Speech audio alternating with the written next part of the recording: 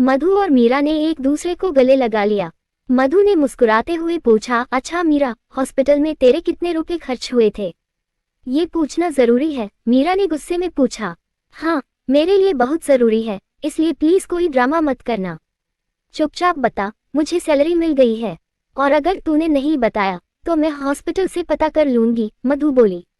मीरा ने मुंह बनाकर जवाब दिया, चेकअप और मेडिसिन के मिलाकर 5,000 रुपये।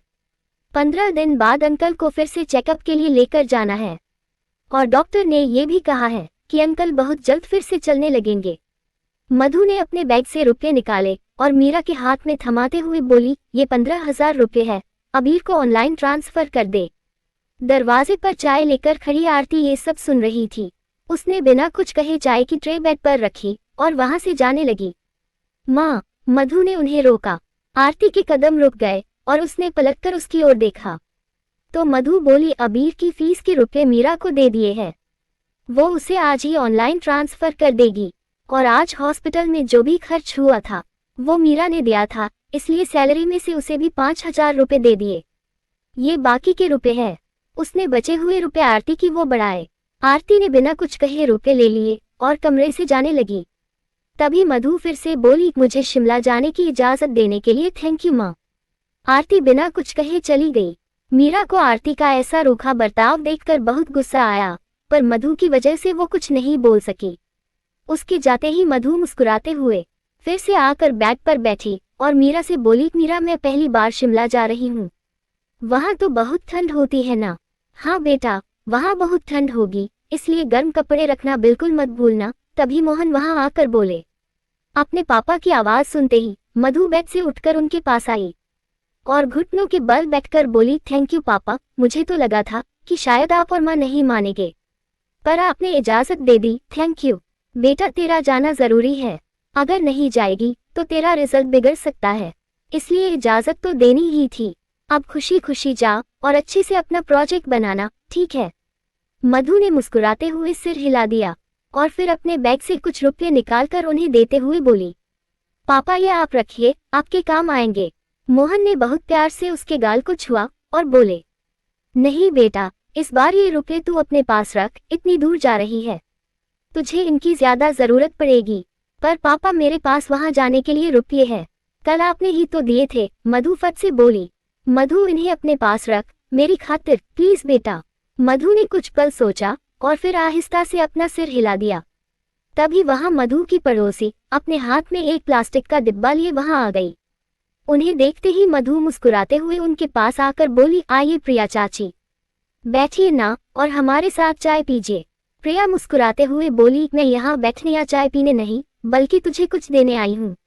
मधु उन्हें हैरानी से देखने लगी। प्रिया ने एक डब्बा उसकी ओर बढ़ाया और बोली, ये मटरी और बेसन के लड्डू आज सुबह ही बनाए थे। तेरे चाचा जी को मोहन भाई साहब से पता चला कि तू शिमला जा रही है, तो मैं ये तेरे लिए ले आई, इन्हें अपने सामान में रख लेना। थैंक यू चाची, मधु उन्हें गले लगाकर बोली। प्रिया ने उसके गाल को छुआ और बोली, अच्छे से जाना और जल्दी वापस आ जाना। मधु ने आहिस्ता से अपना सिर हिला दिया। मैं आरती भाभी से मिलकर आती हूँ, इतना कहकर प्रिया किचन में चली गई। मीरा ने तुरंत उसके हाथ से डिब्बा लिया और उसे खोलकर लड्डू खाने लगी। मोहन और मधु दोनों को हंसी आ गई। मधु अपनी पैकिंग कर ले बेटा, सारी चीजें ध्यान से रखना, कहीं जरूरत की कोई चीज छूट ना जाए। आप चिंता मत करिए अंकल, मैं हूं ना इसके साथ, इसकी सारी पैकिंग मैं खुद करूंगी, मीरा लड्डू खाते हुए बोली। मोहन मुस्कुराते हुए वहां से चले गए। उनके जाते ही मीरा मधु के मुंह में लड्डू ठूसते हुए बोली, टेस्ट कर, बहुत टेस्टी है। पर लड्डू खाते ही मधु सोच में पड़ गई। वो मन ही मन बोली, इन लड्डुओं का टेस्ट तो माँ के हाथों के लड्डू जैसा है, कहीं माँ ने ही तो ये नहीं बनाए। क्या सोच रही है? तभी मीरा ने डब्बे से एक और लड्डू निकालते हुए पूछा। मधु ने तुरंत उसके हाथ से लड्डू लेकर फिर से डिब्बे में रखा और बोली, ये रास्ते के लिए है और तू है कि यही गप किए जा रही है? अब चल पैकिंग में मेरी मदद कर। मीरा ने मुंह बनाया और उसकी पैकिंग में हेल्प करने लगी। शिमला जाने की खुशी मधु के चेहरे पर छिपाए नहीं छिप रही थी। वो कपड़े बैग में रखते हुए बोली, मीरा, जब भी मैं टीवी में बर्फ देखती थी तो मेरा मन भी करता था कि मैं भी बर्फ देखूं, और आज देख, मेरा ये ड्रीम पूरा होने जा रहा है। और कमाल की बात तो ये है कि इतने सारे शहरों में हमें प्रोजेक्ट के लिए शिमला ही मिला। मैं तो बहुत एक्साइटेड हूँ। मीरा बिना कोई जवाब दिए मुस्कुरा दी और अलमारी से मधु के कपड़े निकालने लगी। तभी उसकी नज़र एक स्वेटर पर पड़ी। मीरा ने स्वेटर उठाकर पूछा, मधु, ये स्वेटर ये कब खरीदी तूने? मैंने तो ये कभी नहीं देखी। स्वेटर देखकर मधु उठकर उसके पास आई और बोली, मीरा, ये तो मैंने भी कभी नहीं देखी। मीरा ने कुछ पल सोचा और फिर बोली, हो सकता है कि हम दोनों ने ही इसे कहीं से खरीदा हो और फिर हम ही भूल गए हो। मधु स्वेटर देखकर मन ही मन बोली, पर मैंने तो ये कभी नहीं खरीदी। अगर मैं और मीरा साथ में ये स्वेटर खरीदते तो मुझे तो याद होता, पर मुझे तो याद ही नहीं आ रहा कि मैंने ये कब खरीदी। कहीं पापा तो मेरे लिए नहीं लाए। ये सोचकर उसके चेहरे पर मुस्कुराहट आ गई और वो मीरा से बोली, मीरा, जरूर ये पापा लाए होंगे।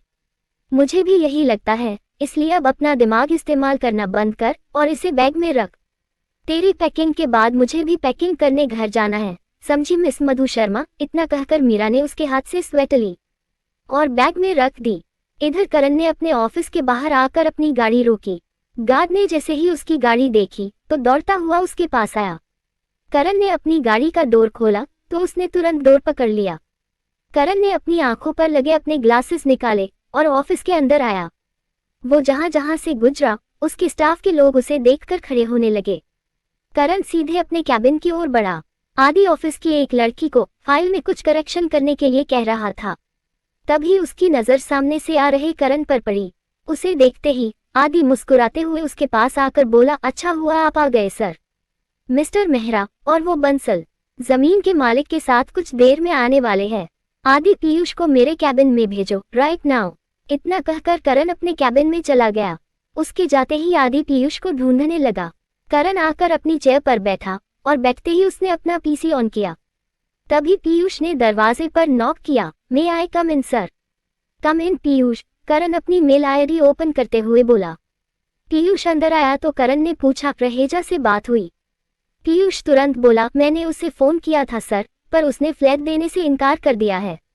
बहुत ही बदतमीजी से बात कर रहा था सर, और कह रहा था कि जब उसके पास रुपए आ जाएंगे तो हमारे रुपए दे देगा। करण के हाथ रुक गए। फोन लगाओ उसे और मेरी बात करवाओ। पीयूष उसे फोन करने लगा तो करण उसकी ओर देखकर बोला, लैंडलाइन से लगाओ, अब वो तुम्हारा फोन नहीं उठाएगा।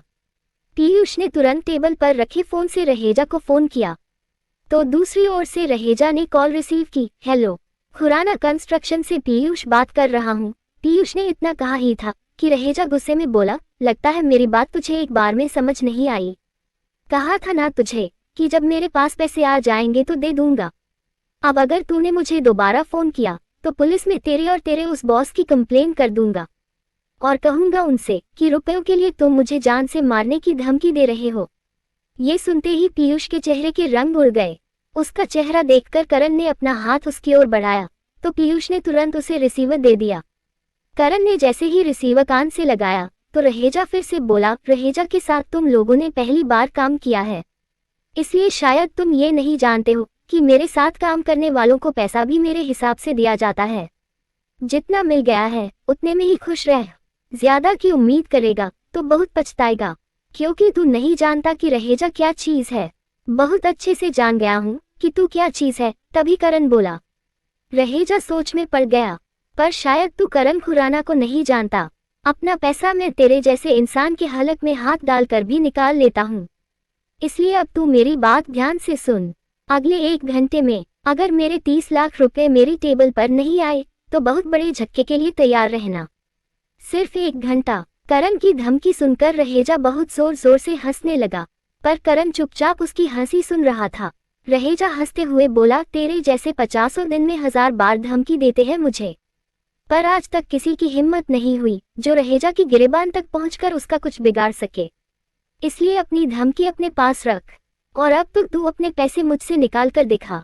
ये सुनकर करण अपनी कुर्सी से उठा और टहलते हुए बोला, 1 घंटा रहेजा, सिर्फ 1 घंटा। उसके बाद तू दौड़ा दौड़ा मेरे पास आएगा। तू खुद या तो मेरे 30 लाख मुझे वापस देगा या फिर तेरी बिल्डिंग के 2 फ्लैट मेरे वर्करों के नाम करेगा। शराफत से मेरी बात समझ और मान, वरना करण खुराना को अपनी शराफत छोड़ने में चंद सेकेंड भी नहीं लगते। करण की धमकियां सुनकर रहेजा के चेहरे पर तीखी सी मुस्कुराहट आ गई। 1 घंटे बाद तू क्या करता है, इस बात का इंतजार रहेगा मुझे। बाय। इतना कहकर रहेजा ने कॉल डिस्कनेक्ट कर दिया।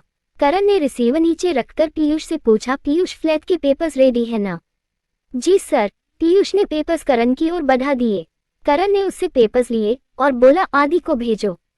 पीयूष सिर हिलाकर चला गया। करण ने पेपर्स रीड किए और खुद से बोला, करण खुराना से पंगा लेकर बहुत बड़ी गलती कर दी तूने रहेजा। अब तो तू गया। इतना कहकर उसने पेपर्स की फाइल टेबल पर पटकी और अपना फोन उठाकर किसी को कॉल किया। दूसरी ओर से कोई कुछ कहता उसके पहले ही करण बोला, तुम्हें मेरा एक काम करना है। दूसरी ओर से आवाज आई, बोलिए सर। करण उसे समझाने लगा कि उसे क्या करना है। ठीक है सर, काम हो जाएगा। इतना सुनते ही करण ने कॉल डिस्कनेक्ट कर दी। तभी आदि कैबिन में आकर बोला, सर बंसल और उस जमीन का ओनर आया है, उन्हें अंदर लेकर आओ। करण अपनी चेयर पर बैठकर बोला। आदि तुरंत बाहर गया। कुछ देर बाद वो बंसल और जमीन के मालिक को लेकर आया। बंसल ने अंदर आते ही करण की ओर हाथ बढ़ाया और बोला, मुझे नहीं पता था कि आप करण खुराना है सर, अगर पता होता तो ये डील सुबह ही फाइनल हो जाती। आई एम रियली सॉरी, मैं आपको पहचान नहीं सका।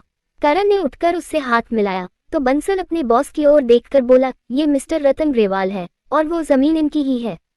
Hello mister Khurana. करण ने मिस्टर ग्रेवाल से हाथ मिलाया और उन्हें बैठने का इशारा किया। दोनों करण के सामने वाली कुर्सी पर बैठ गए। उनके बैठते ही करण बोला, ये हमारी पहली मुलाकात नहीं है मिस्टर बंसल। मैं और मिस्टर ग्रेवाल कई बार एक दूसरे से मिल चुके हैं। वैसे मिस्टर ग्रेवाल, अगर सुबह ये डील हो जाती तो बेहतर होता, पर अब आपकी जमीन के दाम गिर चुके हैं, इसलिए अब तो आपकी जमीन की कीमत 150 करोड़ भी नहीं रही है। इसलिए अब अगर मैं, करण ने इतना कहा ही था कि मिस्टर ग्रेवाल उसकी बात काटते हुए बोले, इसलिए अब आप इस जमीन के 150 करोड़ भी नहीं देंगे, यही ना? करण ने मिस्टर ग्रेवाल के सवाल का कोई जवाब नहीं दिया और आदि को इशारा किया। उसके इशारा करते ही आदि ने टेबल की ड्रॉ से चेकबुक निकाली और चेक बनाने लगा। मैं जानता हूं कि दलदल वाली खबर के बाहर आते ही मेरी जमीन की कीमत आधी हो गई है, और मैं ये भी अच्छे से जानता हूं कि अब आप वो जमीन किसी को खरीदने भी नहीं देंगे, और अगर कोई अच्छी डील देखकर मैंने वो जमीन किसी को बेच भी दी तो वो भी आपका ही आदमी निकलेगा। इसलिए मेरी भलाई इसी में है कि मैं ये जमीन आपको ही बेच दूं, क्योंकि कोई और रास्ता आपने मेरे लिए छोड़ा नहीं है। आप जितनी भी अमाउंट इस चेक में भरना चाहे भर दीजिए, मैं पेपर साइन कर देता हूँ। मिस्टर ग्रेवाल की बातें सुनकर करण ने बंसल की ओर देखा जो सिर झुकाए खड़ा था। उसने टेबल से फाइल उठाकर मिस्टर ग्रेवाल के सामने फेंक दी। मिस्टर ग्रेवाल ने करण की ओर देखा और फिर बिना पढ़े पेपर साइन कर दिए। ये देखकर आदि मुस्कुराने लगा, पर मिस्टर ग्रेवाल अपसेट हो गए। उन्होंने पेपर साइन करके फाइल करण की ओर बढ़ा दी। करण ने फाइल आदि को दी तो आदि ने तुरंत फाइल पर मिस्टर ग्रेवाल के सिग्नेचर चेक किए और फिर चेकबुक करण के सामने रख दी। करण ने मिस्टर ग्रेवाल की ओर देखते हुए चेक पर सिग्नेचर किए और चेक मिस्टर ग्रेवाल की ओर बढ़ा दिया। थैंक यू मिस्टर खुराना, इतना कहकर उन्होंने चेक देखा। चेक पर लिखी अमाउंट देखते ही वो हैरान रह गए और उन्होंने करण की ओर देखा। करण उठकर बोला, मिस्टर ग्रेवाल, मैं आज जिस भी मुकाम पर हूँ अपनी मेहनत के दम पर हूँ। खुद को ऊंचा उठाने के लिए मैं दूसरों को गिराने में विश्वास नहीं रखता। मैं जानता हूँ कि ये जमीन आपने 6 महीने पहले ही 145 करोड़ में खरीदी थी ताकि मैं ये जमीन न ले सकूं। मुझे बस ये जमीन चाहिए क्योंकि ये जमीन मेरी जरूरत है, पर अपनी जरूरत पूरी करने के लिए मैं आपका नुकसान कभी नहीं करना चाहता। इसलिए मैंने आपको इस जमीन की वही कीमत दी है जो इस जमीन के लिए आपको मिलनी चाहिए।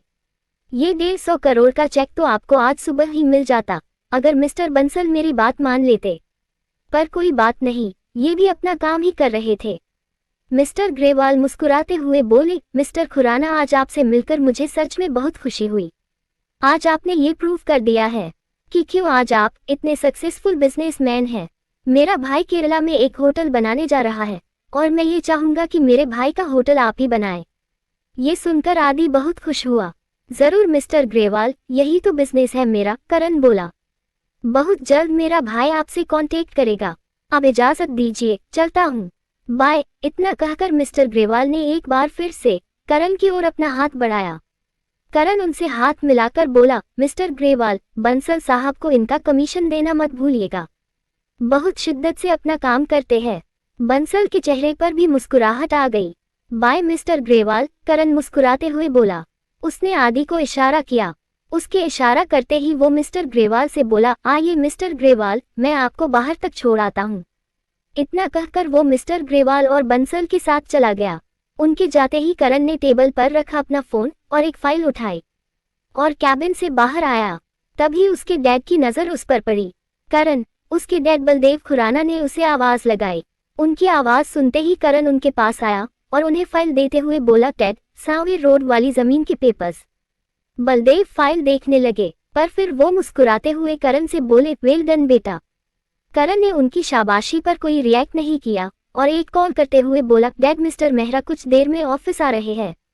प्लीज आप डील के पेपर्स पर सिग्नेचर कर दीजिएगा, मुझे किसी जरूरी काम से बाहर जाना है। ओके सन। बलदेव के इतना कहते ही करण वहां से जाने लगा।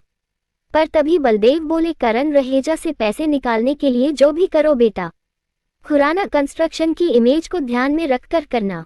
करण के कदम रुक गए, पर उसने पलटकर अपने डैड की ओर नहीं देखा।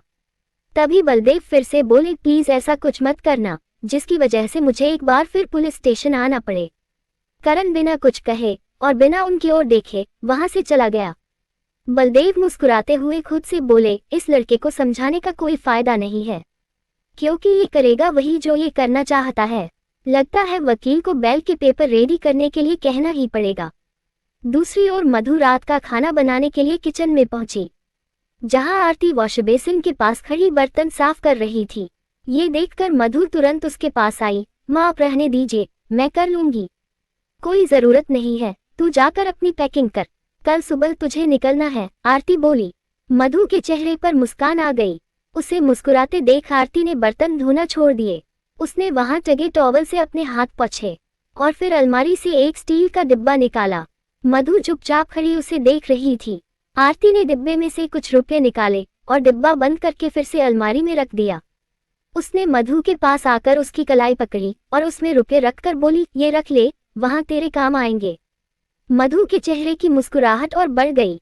उसे मुस्कुराता देख आरती तुरंत बोली, तेरे जाने के बाद कम से कम कुछ दिन तो मैं सुकून से जी सकूंगी। तेरा चेहरा जो नहीं देखना पड़ेगा मुझे।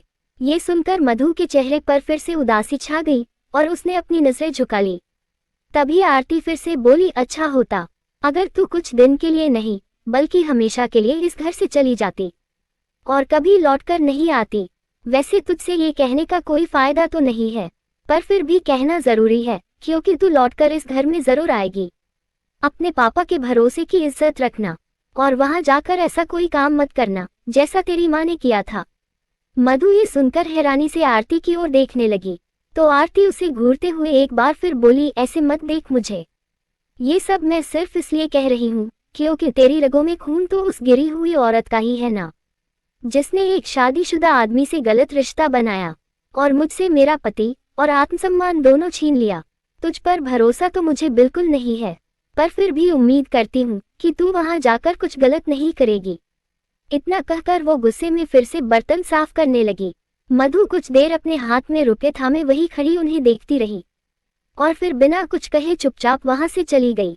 उससे बाहर जाते ही आरती ने पलटकर दरवाजे की ओर देखा और खुद को संभालकर फिर से बर्तन साफ करने लगी।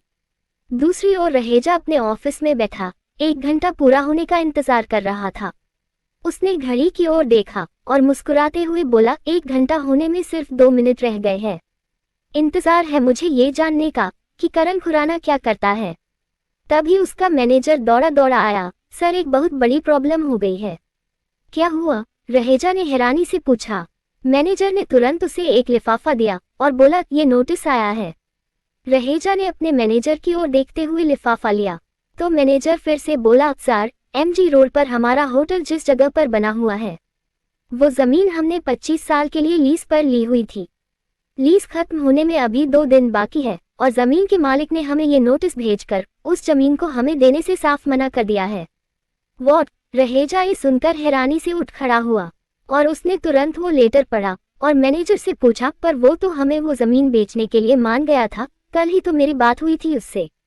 सर, पर अब उसने अपना इरादा बदल लिया है। मैंने उसे फोन भी किया था पर उसने हमसे बात करने से साफ इनकार कर दिया है।